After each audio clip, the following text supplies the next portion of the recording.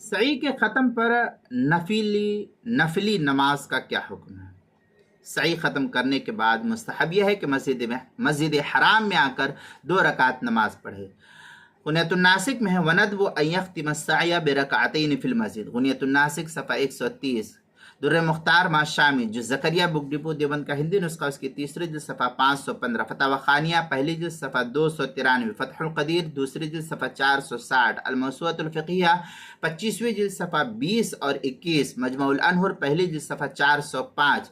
اس میں یہ تنبیہ کی گئی ہے کہ نماز مروہ پہاڑی پر نہ پڑھی جائے، ورنہ ایک نئی بدعت کی یہاں سے شروعات ہو جائے گی۔ ولا یصلیہما علی المروہ لانہ ابتداع الشیعہ، غنیۃ الناسک صفحہ 130۔ کتاب المسائل تیسری جلد صفحہ 263 پر اس کو نقل کیا۔ عنوان ہے سعی کے ختم پر نفلی نماز۔